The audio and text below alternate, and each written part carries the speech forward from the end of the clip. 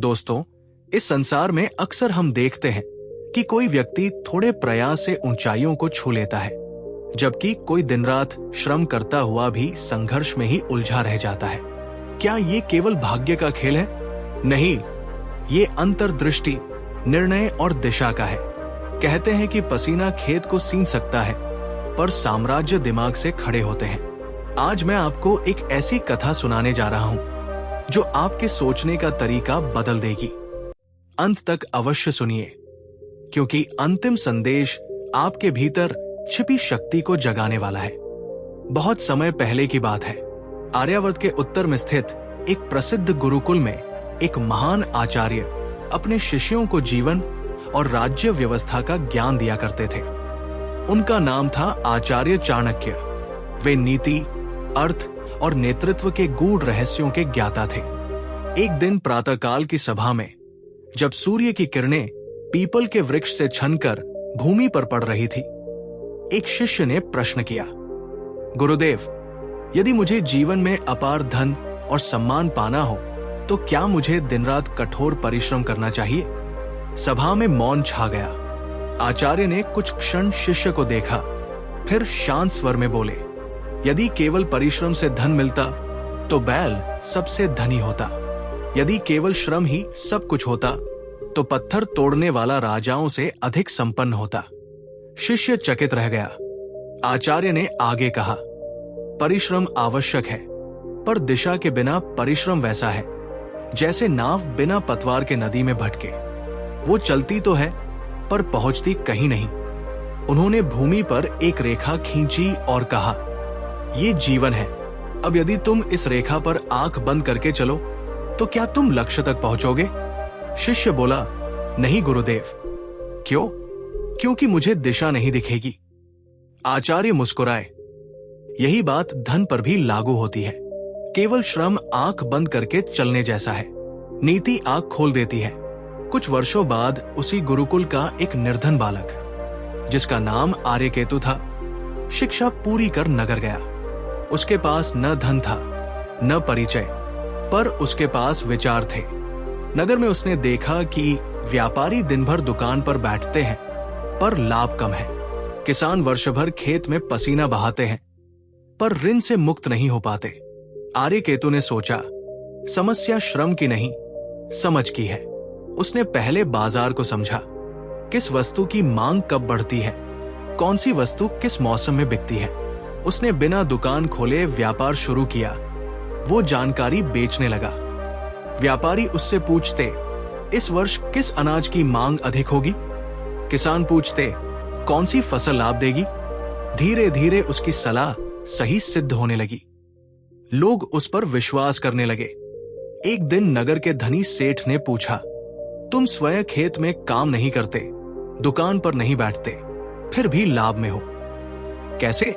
आर्यकेतु ने उत्तर दिया, मैं श्रम का सम्मान करता हूं, पर उसे दिशा देता हूं। मैं वही करता हूं जिससे 10 लोगों का श्रम सफल हो सके। समय बीता। आर्यकेतु नगर का प्रमुख सलाहकार बन गया, पर एक दिन उसने आचार्य से मिलने का निश्चय किया। वो गुरुकुल लौटा और चरणों में प्रणाम किया। आचार्य ने पूछा, क्या पाया?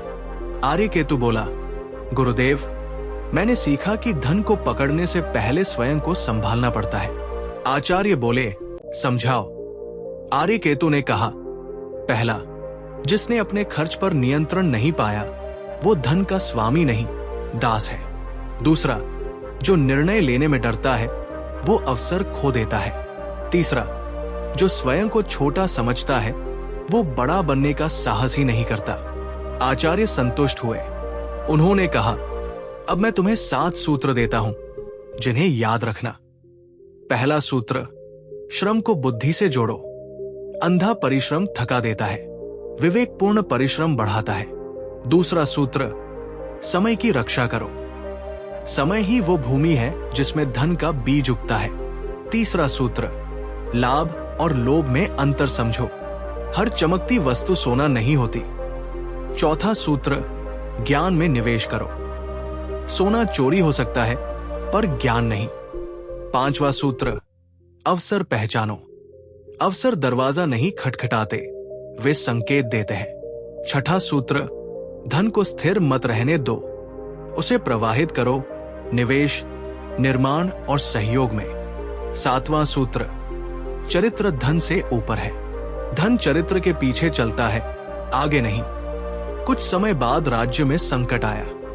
अनाज की कमी हो गई। व्यापारी घबराए, किसान चिंतित। राजा ने आर्यकेतु को बुलाया। तुम्हारी नीति क्या कहती है? आर्यकेतु ने कहा, भय में निर्णय मत लो, पहले आंकड़े समझो, फिर योजना बनाओ।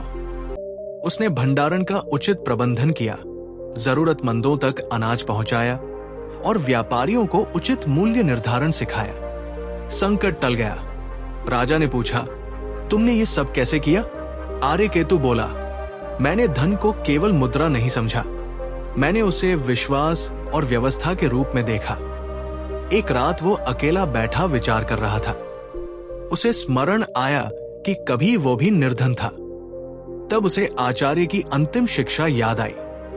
धन उसे नहीं मिलता जो केवल चाहता है, धन उसे मिलता है जो योग्य बनता है। उसने समझा, धन लक्ष्य नहीं, परिणाम है। परिणाम सोच का, सोच दृष्टि की और दृष्टि ज्ञान की। दोस्तों, इस कथा का सार क्या है? सिर्फ मेहनत करते रहना पर्याप्त नहीं। सही दिशा, सही समय, सही निर्णय, यही अंतर बनाते हैं। जो व्यक्ति दिन भर काम करता है वो थक सकता है, पर जो व्यक्ति सोचता है कि किस काम से सबसे अधिक परिणाम मिलेगा, वही आगे बढ़ता है। धन की देवी उसी के पास रुकती है जहां संयम हो, जहां योजना हो, जहां आत्मविश्वास हो। याद रखिए, रथ खींचने वाले कई होते हैं, पर रथ चलाने वाला एक ही होता है। यदि आप भी जीवन में समृद्धि चाहते हैं तो स्वयं से पूछिए, क्या मैं केवल श्रम कर रहा हूं या मैं श्रम को दिशा दे रहा हूं? क्या मैं समय खर्च कर रहा हूं या समय का निवेश कर रहा हूं? क्या मैं अवसर का इंतजार कर रहा हूं या अवसर बना रहा हूं? जब ये प्रश्न आपके भीतर जागेंगे, तभी असली परिवर्तन शुरू होगा। अंत में बस इतना, धन भाग्य का खेल नहीं, दृष्टि का परिणाम है। जो व्यक्ति स्वयं को बदलने का साहस करता है, धन स्वयं उसके मार्ग पर आ जाता है। मिलते हैं अगली प्रेरक कथा में। तब तक याद रखिए, पसीना बहाइए, पर उससे पहले दिशा तय कीजिए। धन्यवाद।